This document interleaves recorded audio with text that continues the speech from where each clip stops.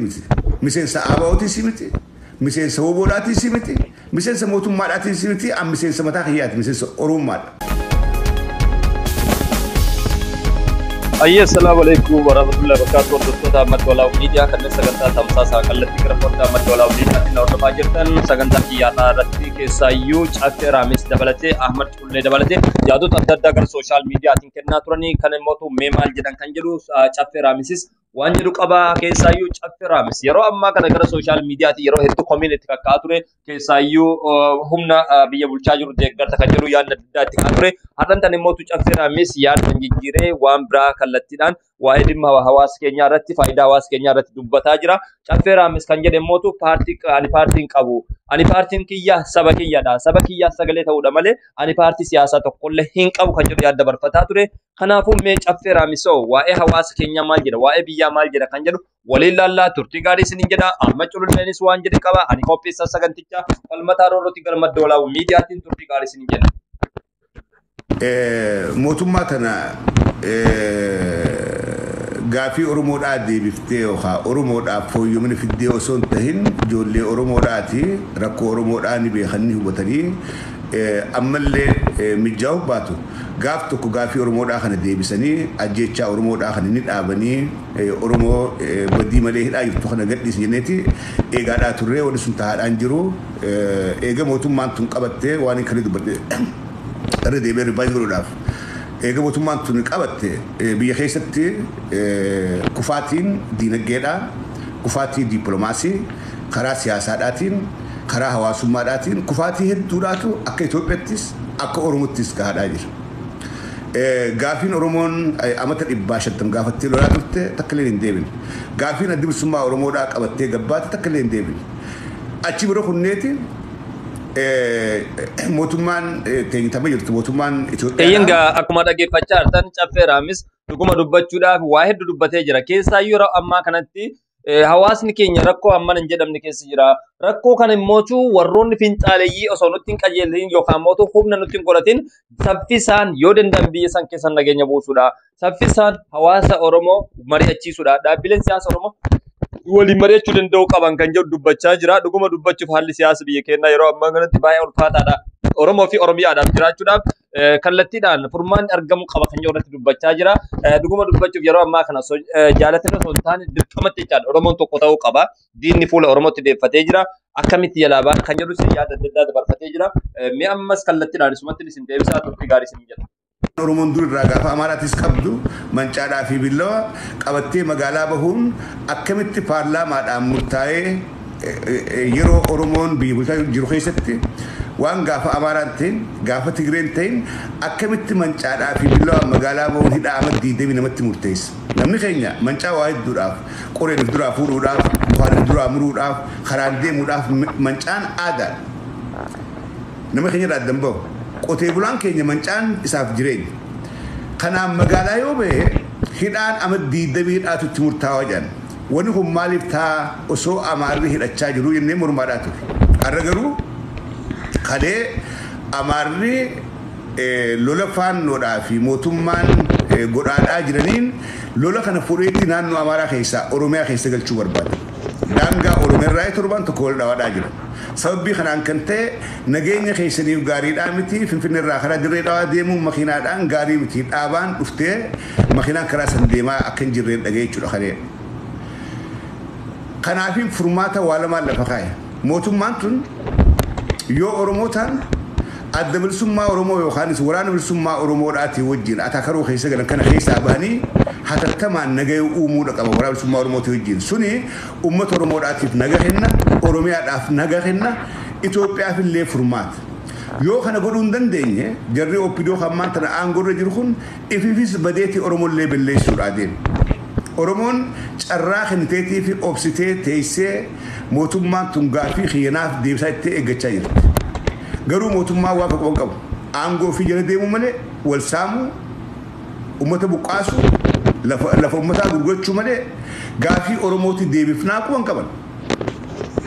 Har'a diinni mootummaa tanaa heddummaachaa dhufe. Tigraay wajjin lola lubbuu miliyoonaan lakkaa'amtu fuudhee amata lamaaf geggeessa. achi keessatti Oromoo kun dhibba meeqaatu wareegamee rabbii beeka. Lollimmaan tana Amaaraa wajjin eegale kuni Amaarri akka waan mootummaa Oromootti የኦሮሞ መንግስት jeeti lolli kun lola Oromoodhaaf deemu malee lola warra mootummaa jiruuf deemu miti. Oromoon waan hin arkatin kan gaafii siin deebin namoonni isii keessaa beeka halee TPLF ergachaadhaa turte kaarraan tana karaa aangoodhaa dhufe kawaasaamu waajjeesu malee hin beeyneen bakka bu'amteeti arra maqaan Oromolleen badaadhaa jira. Kana jalaa naga bu'uudhaaf mootummaan tun Oromoon akka nageenya fi eeggattu meeshaa waraanaa kan gubbaa teessu qawwee kan irraa hitsan ummata keenya dargaggeessa keenya hidhachiisuu qabdi. Yookaan hatattamaan waraana bilisummaa Oromoodhaatti wajjin walii galanii sadarkaa Oromeetti nagaya uumuudha qaban. Fakkeenyaaf hidhamtoota siyaasaadhaa kan bilisummaa Oromoodhaa kan akka tokko malee hidhan Oromoodhaaf qabsaa'u malee dhugaa Oromootiif falmuu malee yakka tokko malee warra hidhamee hidhaa jiru kana hatattamaan hidhaa gadhiisu. Lammata ijoollee Oromoodhaa takalee qawwee malee harka duwwaatti TPLF kaaftee Tigraay galchite ta'arraan tana gaara keessaa kuftee kufsaa jirtu ta dhugaa qabdu ta haqaa falmachaa jirtu karaa wajjin hatattamaan nagaya uumanii walii galuu danda'u. Furmaanni opiniyoon qabdu lamee kana qofa jira keenya. Waan hedduu keessa gabuudhaa seentu kanaan dhaabbiiki warreen gaafiin naa dhiyaattee caffeetti duraan piippii taatee jirta no takka piippii taane takka awwanni anaa fi Itoophiyaa waltidhaan jirtu. An miseensa jaarma tokkolleetii miti miseensa ABO'tiis miti miseensa WBO'dhaatiis miti miseensa mootummaadhaatiis miti an miseensa mataa kiyyaati miseensa Oromummaadha. Gaafa uummanni Oromoodhaa miidhaan kana hedduu itti aggaawamte ol beetiin dubbadha. Waan qabaa takka illee hin qabu. Ijoolleen ta'e ta mootummaa deeggartuu ta mootummaa tanarraa dantaa adda addaa harkattee warra keessaa na dhufee caffee nagaa bii dhuftee deemtee bitti nagaa mootummaa kun mootummaa gaarii maa dubbatta an hamaadhaa fi gaarii jechaan jiru. Waan uummata Oromoorra gahaa jiraa fi waan uummata Oromootti as deemaa jiru kanaan dubbachaadhaa jira malee nageenyaa fi hammeenya isin dantaan dhuunfaa keessaa isii guutamte akka waan duraan dantaa dhuunfaadhaatiif qabsaawaa turtanii akka waan duraan mataa keessaniif qabsoo godhaa turtanii akka waan duraan rakkoo keessaa ba'uu qofaaf Oromoodhaaf dubbachaa turtanii arraan tan gaafa sana afaan qabattan aggaammiin miidhaan guddoon Oromootti deemtu kuni osoo laalee arkuu yoo hin dhusee taa'e wanni jireenya kee guutuu godhaa ture kijibana fakkaattee na mul'atte. Warreen caffee fi pitaalee lakkeen takkaatee hin beeku. Allammii Ameerikaadhaati biyyaan maatii irraa qabu dhaqee ilaaluu mirga guutuudhaan qabu. Biyya keessaa investimentii gosa takka illee qabu. Haala kanaan qabaachuu illee hin barbaadu. Qabaachuuf illee hin taa'u. Biyya nageenyi keessa hin jirre, biyya tasgabbiin keessa hin jirre, biyya uummanni julmaadhaan keessaa buqqa'u, biyya beelaan waadamaadhaa jirtu, biyya diinagdeen isiidhaa kufee lafa qabate, biyya dippiloomaasiin addunyaa wajjin qabdu irraa cite, biyya hariiroon hawaasaa fi hawaasa hin jirre, biyya yoom dakkan dakkaa taatii guyyaa lakkaa'u ta'etti waan hin qabu dhagachitti investiin godhu. Lammata dhaqeen maasii warra hawaasaa wajjin uummata saamuudhaaf garaan nan danda'u. Kanaaf hin qabsaa'aa ture. Waan hin kalee diiratti qabsaa'aa tureef dhaqee arra ifii godhuun sammuun nan fudhattu. Warreen sammuun teessan waan kana isinii fudhattee godhaa jirtan yes gaafiin teessan akka dhuunfatti isinii deemtee jirti. Akka dhuunfatti nam tokkeedhaan gaafiin teessan isinii deemtee jirti. Duraanuu mataa keessan qofaa fi Oromoo jala mataa qabatee dubbachaa turtan malee dhugaa Oromoodhaatiif akka dubbachaan turin ammanaa gale. Obboleeyyiin kiyya. Waraanni Amaarri akka sabatti qophaa'ee akka sabatti wal jaaree alaa fi keessaa walitti hidhatee ollaadhaa wajjin hariiroo uummateeti lola kana banu. Amaarri gaafa lola kana banu OPDO warra kaleetti ergamaa ture bira ta'aniiti guyyaa isaanii wajjin ilkee qoflaatiin haasa'anii galgala nama fi jaaraadhaa gurmeessanii qopheessanii ara lollu kun banan.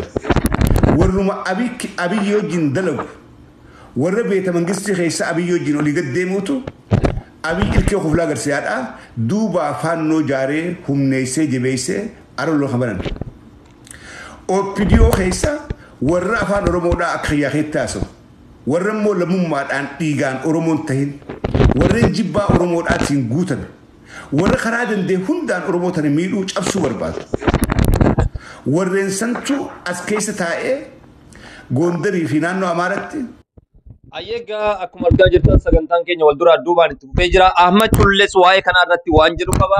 Ahmad Cullee waa'ee kana irratti keessaayyuu jaalannee osoo hin taane diinni gaafa Oromiyaa dhuunfate, diinni gaafa Oromiyaa qabate, diinni gaafa Oromiyaa of jala galche nu hundaa wajjumaan nu dhiita. Kan Abiyyiin deeggarus, kan Jawaariin deeggarus, kan Jalmarroo deeggarus jaalannee osoo hin taane dirqiitti diina jalatti yookaan kufnu taate diina jalatti immootu nu hundi nu qixa dheebamna, nu hundi nu qixa laallamna. Kanaafi furmaanni Oromoon qabdu yoo jiraate, furmaanni Oromoo fi Oromiyaan qabu yoo jiraate dhimma walooma isaanii irratti waliin hojjechuudha. Kanaafi qaamni biyya bulchaa jiru qabeenyi isaa jabeeffate, naannoo isaa jabeeffate, keessaayyuu pirezidaantiin mootummaa naannoo Oromiyaadha. Lafa isaa daangaa isaa ammumarraa yoon kabachiifne taate lafti Oromiyaa kun cabuun, lafti Oromiyaa kun daangaan Oromiyaa cabeeti yookaan faannoon seentu taate qonnaan bulaan Oromiyaa ni buqqaa. Qonnaan bulaan Oromiyaa daangaa isaarraa buqqa'uun immoo kafaltii hangana hin jedhamne, wareegama hangana hin jedhamne nu kafalchiisuu danda'a. Wareegama hangana hin jedhamne akka hin kafalleef, wareegama hangana hin jedhamne akka hin baafneef kan kaleessa irraa baranne har'arraa daangaa keenya humna waraana gaharamachiifne waraana bilisummaa Oromoo wajjinis taane nageenya naannoo keenyaa eeggachuu qabna jechuudhaan Ahmad Cullees waan dubbate qabachaa. Ani akka nam tokkootti kan dubbadhu yoo jiraate yaadni dhugaa Oromoo fi Oromiyaadhaaf namni dhaabbate tokko Oromoo fi Oromiyaadhaaf namni hojjete kamuu kabajaa isaan malachaa. Dhuguma dubbachuuf fayyaa biyya saniitiif nageenya biyya saniitiif dhuguma dubbachuudhaaf walooma biyya saniitiif mucaa diimaa san Oromoon akka ta'ee qaamni biyya bulchaa jiru siyaasni biyya hoogganaa jiru Jawaar Mohammaditti dhiyaachuudhaan marii wajjin gochuudhaan Jalmarroo hammachuudhaan marii wajjin gochuudhaan walooma biyyatti haa eeggatan wajjin bareenna wajjin sibiila ta'an wajjin riqicha irra baana waan taateef qaamni biyya bulchaa jiru qaamni kallattiilee adda addaatiin Oromoodhaaf nan qabsaa jedhu waliin mari'atanii furmaata fidanii biyya san keessatti wareegama hin barbaachifne qeerroon Oromiyaadhaa guyyatti kafalaa jiran kana kallattiidhaan furmaan akka itti kennamuu danda'u abbootiin amantaa abbootiin gadaa social media warri fayyadamu kallattiilee adda addaatiin haawwanni keenya haati siinqee wareegama barbaachisu kan falanii biyya Oromoo fi Oromiyaa jedhamtu tana keessatti saba guddaa gaanfa Afrikaa Oromoo qaanyii tokko malee mataa akka ol qabatee deemuuf akka irratti hojjetan dhaamsa Oromummaa fi obbolummaa dabarsaa. Kanas immootu ilmaan Oromoodhaa keessaayyuu fayyadamtoonni social mediaadhaa yeroo kamiyyuu caalaa dhimmi biyya keenyaa, dhimmi walooma keenyaa, dhimmi wareegama ilmaan Oromoodhaa yeroodhaa yerootti kafalaa jiran kun nutti dhagamuu danda'u qaba. Yoo nutti hin dhagamne taate of duuba deemnee sammuu keenya gaafachuu danda'u qabna. Ajandaan ittiin wal qoonnu, ajandaan ittiin wal dhiibnu hafee walooma Oromoo qofa irratti haa hojjennu. Walooma biyyaa irratti haa hojjennu. Diinni yoo dhufe ati PPC hin jedhu, diinni yoo dhufe ati WBO hin jedhu, diinni yoo dhufe ati KFO hin jedhu, diinni yoo dhufe ati Wallagga, ati Jimma, ati Harargee, ati Arsii hin jedhu.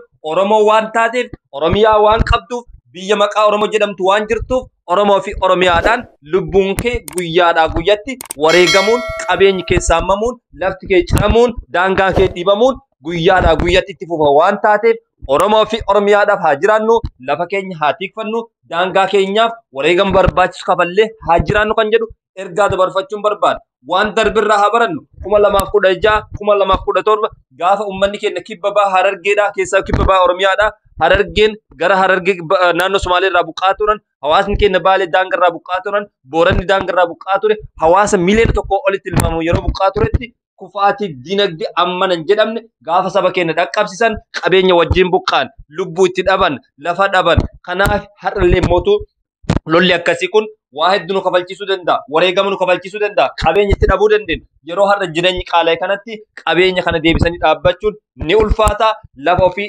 erga fudhatamanii booda deeffachuun ni ulfaata kanaaf hawaasni Oromoodhaa sagalee kana dhageessan ilmaan Oromoodhaa social media fayyadamtan kallattii kamiinuu dhimma Oromoo fi Oromiyaa wareegama daangaa Oromiyaa irratti wajjin hojjechuu danda'u qaban namuutu nageenya haa faarsu namuutu haa waaqeffa namuutu akka amantaa isaatti rabbiin haa kadhatu kan waaqeffataa akka amantaa keetiitti, kan muslimaa akka muslimaatti, kan kiristaanaa akka kiristaanaatti nageenya haalallabnu keessaayyuu wanti har'an tanatti nu baasu tokkummaan nu baasaa, wajjin jiraachuun nu baasaa, walooma irratti hojjechuun nu baasaa. Kanaaf ilmaan Oromoodhaa hamma dandeessaniin waan dandeessaniin saba keessaniif akkaataa hiyyummaa kana keessaa ba'an, qaala'insi jireenyaa kana keessaa ba'an irratti haa hojjennu. Gara sooshaal miidiyaatiin immoo irra caaltuu tokkummaa kennaa eegalu isiniin jedha. Warroonni na dhaggeeffattan akka afaan nama mucucaachuun mala. Kanaaf na of kolchaa isiniin jedha. Oromoo fi Oromiyaadhaaf warroonni hojjetan galata guddaa qabani. Kan guyyaa tokko Oromoof warii, kan guyyaa tokko Oromoof ala bule, kan guyyaa tokko Oromoof dhagaa darbe, kan guyyaa tokko Oromoof teessoo irratti qeeqame, kan guyyaa tokko Oromoo fi Oromiyaadhaaf jechi hin taane waamame, ilaalcha hin taane keessatti darbamaa ture. Hundi isaatu gara sooshaal miidiyaatiin kan waan gaarii barreessite, kan waan gaarii poost goote, kan saba kee gaafa rakkate bira dhaabbate hundinuu galata guddaa Oromoo fi Oromiyaadhaaf qabdan waan taateef kireeditii walii kennuu danda'u qabna. Kireeditii walii kennuu qofaa miti, wal jabeessuun, wal bira dhaabbachuun. Biyyoota addunyaa kana keessa paartiilee adda addaatu jira. Biyyoonni hundinuu siyaasa adda addaa godhee hojjete. Oromoon akka itti jabaatu beekta. Sibiila irra jabaataas hin jabar. Sibiilli sibiila. Tokkummaan Oromoo gaafa akkas ta'e eenyummaanuu uummata Oromoo tuquu hin danda'u beeki. Uummanni kun tokkummaa qaba. Salphatti ofirraa nu deebisuu danda'a jedhan si sodaata. Kanaaf wanni nurraa eeggamu Abiyyi aangoo gadhiisii aangoon akka inni minaaminni sun hafee amma hin beektanii ni kan. Zabanni sun dhumeera. Anatu biyya san bulchaan dhaabbate. Jawaar Faatis akka saba kanaa ifaajan har'a sadarkaa Abiyyi aangoon akka inni san keessa hin jiran. Paartiin Kaafaa'utis seeraan yoo danda'e filannoon godhaa sagalee isaa argateen uummata isaa tajaajiluudhaaf paartii abdii qabuu fi hawwii qabudha. Nuti ammoo akka Oromootitti ilaalchi nu yaaduu qabnu. Yeroo dheeraadhaaf silxaana kanarra turuu qabna. Aangoo kana geggeessuu qabna yoo ka jedhee yaadu ta'e mootummaan kun tokkummaa Oromoo irratti hojjechuu qaba. Eenyuma caalaayyuu fira biraa kadhachuu garaagarana fiiguu caalaa Oromoo cimsachuu qaba. Namni isa eegu Oromoo ta'uu qaba. Namni isa tiisu Oromoo ta'uu qaba. Namni hayyoota Oromoo tiisu Oromoo ta'uu qaba. Saniin gara kaanitti hin nyaatamta. Eenyuyyuu amanuu hin qabdu. Kanaafi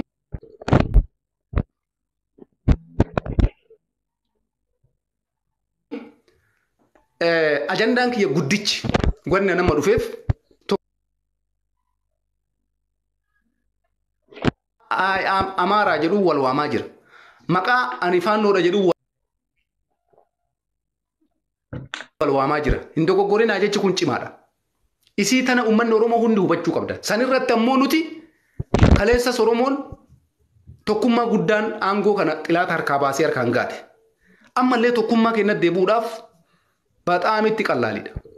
Salphaadha. Waliigalatti garuu dhugaa fi hamtuu adda baafne hayyoota Oromoo gara tokko fidu, hayyoota Oromoo tokkoomsu, hayyoota Oromoo waliin qabu isa kanarratti dalaguu qabna. Lammaffaa san bira dabree waraanni amma isaan dhiibanii Oromiyaa seensisuudhaaf ifajaa jiran kun dachii Tuulamaa keessaan asiin gara Affaarii gara Wallaggaatirraan karaa Booranaatiin waraanni isaan dhiibanii Oromiyaa seensisuudhaaf deemaa jiran kun dhiibbaa guddaa qaba beekaa.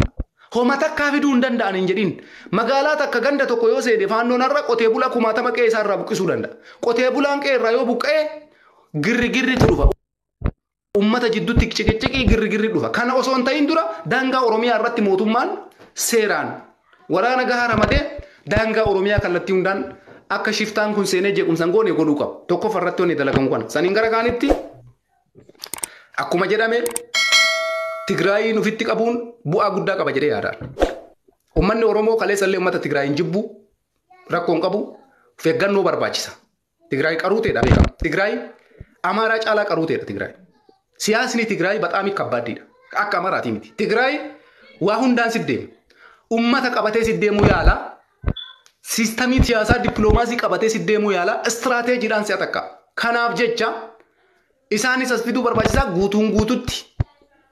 Garaa kee guutuutti kennitee ol baaftee algaa keetirra ciibsu osoo hin taane Tigreen gizee kam caalatti amma uummata Oromoo waliin biyya san yoo itti fufsiifte mootummaan kuni uummanni Oromoo yeroo dheeraadhaaf biyya san hoogganuu danda'a jedhee abdii qaba. Yoo san ta'uu baatee mootummaan kun ejjennoo isaa gadhaabuu baatee tokkummaa Oromoo irraa hojjechuu baatee tiniin akkanumatti garuma garana galabbatame. Kunillee yeroodhaaf malee bu'aa dheeraan fida jedhee yaadu. Kanaaf uummanni Oromoo wanni guddaan isin laaluu qabdan aangoon harka Oromoo seene kuni girrigirrii uummata Oromootii fi girrigirrii hayyoota siyaasaatii fi girrigirrii hoggantoota Oromoo jidduutti dhufeen aangoon kun uummata kana yoo harkaa ba'e Oromoo cabdee gaafsan quba qabaadha. Hunduma keessantuu kassare warra irraa biyyeef jecha lafa dhiittullee hin dhiitamta deebitee hudduu keessa dhiitamta. Warri Jawaariif lafa dhiitullee warri Marroof lafa dhiitullee walumaan dhiitamna bar. Warri irraa aangorra taa'ee ani akkana godhaa biyya bulchaa jira Jawaar akkasii Marroon akkasii jedhu kuni takkamatti nu dhiita tilaan dhugaan jiru kanuma yoo siyaasan beeyne.